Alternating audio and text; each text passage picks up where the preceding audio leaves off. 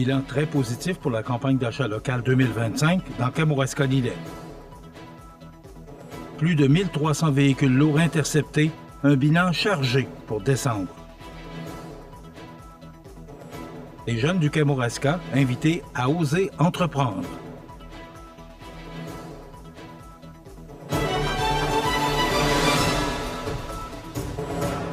Mercredi 14 janvier 2026. Bonjour mesdames et messieurs, bienvenue à votre bulletin d'actualité sur le réseau de télévision CEMA TV. La Chambre de commerce Kamouraska-Lillet dresse un bilan très positif de sa plus récente campagne d'achat local qui s'est tenue du 17 novembre au 19 décembre dernier sous le thème « Acheter ici, donner ici ». Dans un contexte économique où chaque dollar compte, cette mobilisation régionale a permis de générer des retombées concrètes pour les entreprises et les organismes du territoire. Grâce à la participation de la population, des commerçants et de nombreux partenaires, un total de 91 820 $ a été acheté en certificats d'achat régionaux durant la campagne.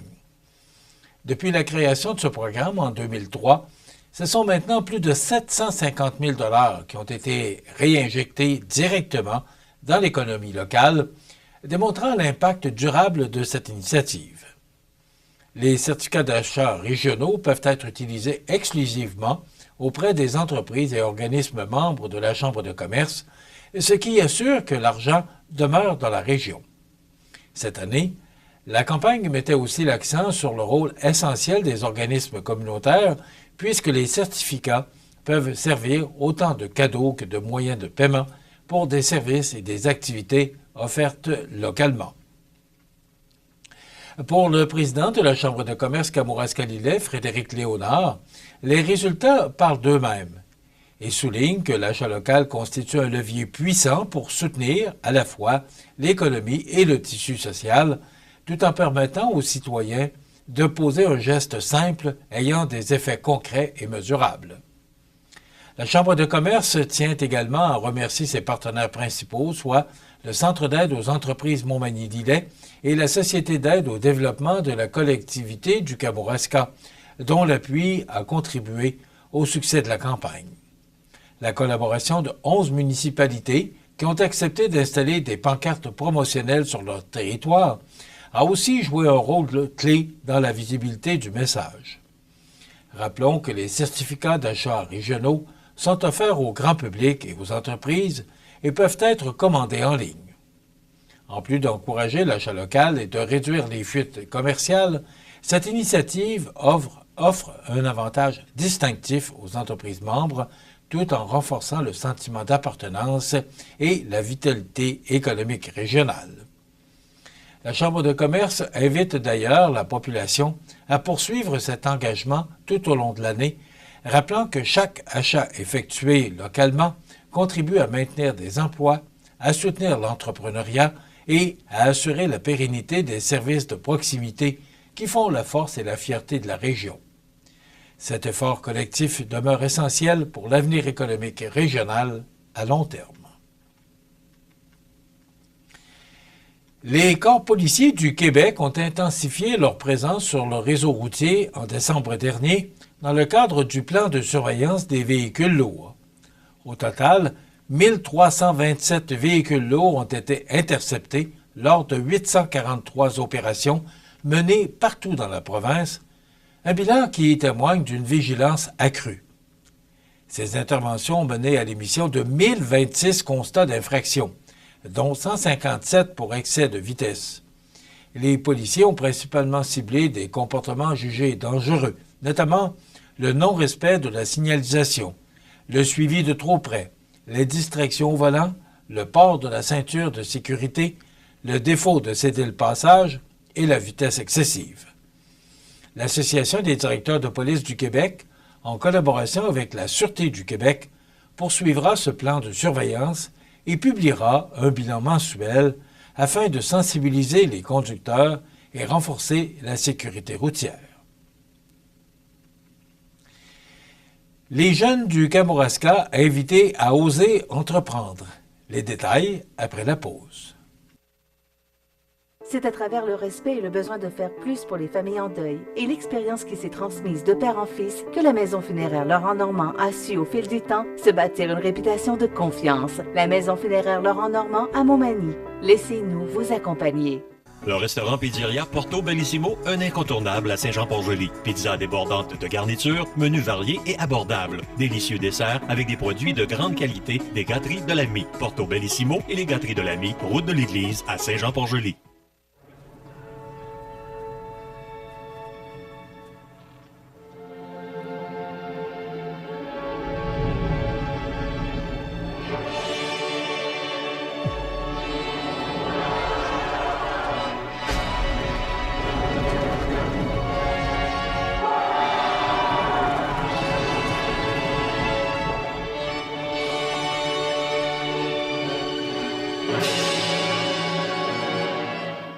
Vous regardez CMA TV, le réseau de l'information sur la Côte-du-Sud.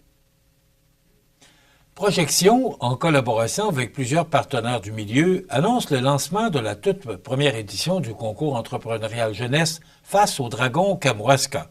Une initiative destinée à stimuler la créativité, l'innovation et le leadership chez les jeunes de la région.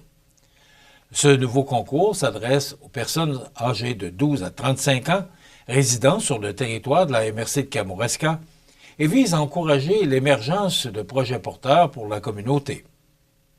Concrètement, Face au dragon Kamouraska offre aux participants l'occasion d'imaginer, de développer et de présenter un projet entrepreneurial devant un panel d'entrepreneurs chevronnés surnommés les Dragons. Les jeunes auront la chance de défendre leurs idées, de recevoir des commentaires constructifs et de se démarquer afin de remporter des bourses, des formations spécialisées, des occasions de réseautage ainsi qu'une invitation à un gala festif soulignant leur engagement et leur audace.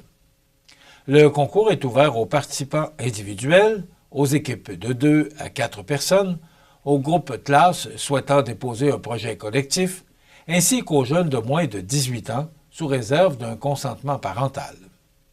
Chaque participant ou équipe pourra soumettre un seul projet qui devra être une création originale et respecter les droits de propriété intellectuelle. Les projets seront évalués selon plusieurs critères dont l'originalité, l'innovation, la faisabilité, la cohérence, la clarté de la présentation, l'impact positif sur la communauté et les retombées en matière de développement durable ou environnemental. Le déploiement du concours se déroulera en plusieurs étapes clés. La période d'inscription est ouverte jusqu'au 31 janvier prochain, suivie du dépôt des projets au plus tard le 28 février. Les présentations devant les Dragons auront lieu les 19 mars et 9 avril, tandis que le gala et la remise des prix se tiendront le 23 avril prochain. Les jeunes intéressés peuvent s'inscrire en ligne ou en scannant le code QR disponible sur les outils promotionnels. Pour toute question, pour obtenir de l'accompagnement, il est possible de communiquer avec Christelle Lévesque, agente en développement et soutien de projet chez Projection. Ce projet est rendu possible grâce à l'appui de nombreux partenaires, dont la Chambre de commerce Kamouraska-Lillet, la SADC du Kamouraska, Desjardins et Cosmos Kamouraska, ainsi que plusieurs entreprises, municipalités et représentants politiques engagés envers la jeunesse et l'entrepreneuriat régional.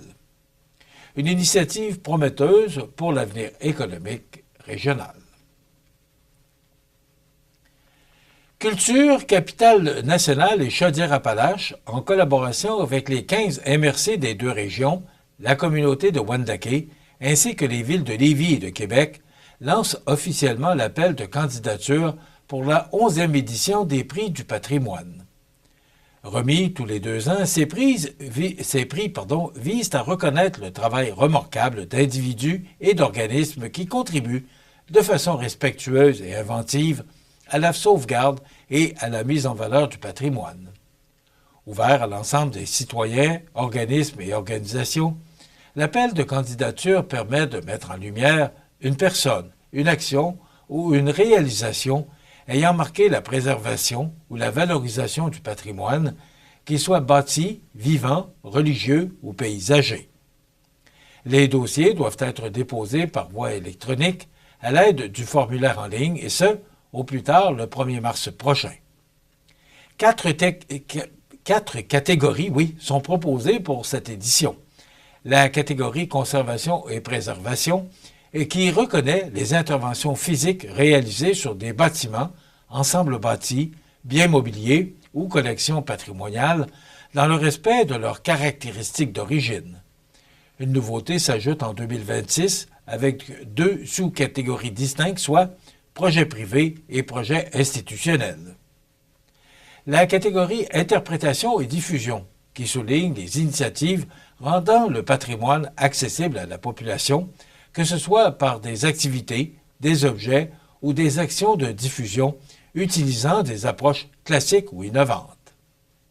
Les porteurs de tradition, quant à eux, honorent des individus ou des groupes reconnus pour la transmission de savoirs et de pratiques hérités des générations précédentes, notamment en métier, musique, danse, chant, conte ou art, excluant les reconnaissances à un titre posthume. Enfin, la catégorie préservation et mise en valeur du paysage met en lumière des projets visant à protéger ou valoriser des paysages, ensembles paysagers ou sites patrimoniaux, tant en milieu rural qu'urbain. Le dévoilement des lauréates et lauréats est prévu au printemps 2026 lors des remises de prix locales. Les récipiendaires bénéficieront d'une campagne promotionnelle à portée régionale incluant notamment un cahier spécial dans le Journal de Québec à la mi-juin. Cet appel vise aussi à encourager la fierté locale, l'engagement citoyen et la reconnaissance des efforts durables partout sur les territoires pour les générations futures d'ici. Et en terminant, un petit peu plus loin de nous, mais quand même, c'est dans notre région, les services d'urgence ont été appelés vers 23h30 hier soir dans le secteur du chemin des œillets à Saint-Hubert de Rivière-du-Loup, en lien avec un incendie impliquant un véhicule qui se trouvait immobilisé dans une cour privée. À la suite des premières vérifications effectuées sur place, la Sûreté du Québec a des raisons de croire que l'incendie pourrait être de nature suspecte. Pour cette raison, la Sûreté a pris en charge l'enquête. Pour le moment, aucune arrestation n'a été effectuée. Le dossier est toujours sous enquête afin de déterminer les causes et les circonstances entourant l'événement. Aucune blessure n'a été rapportée. Le véhicule est une perte totale. Pour l'instant, aucun autre commentaire ne sera émis.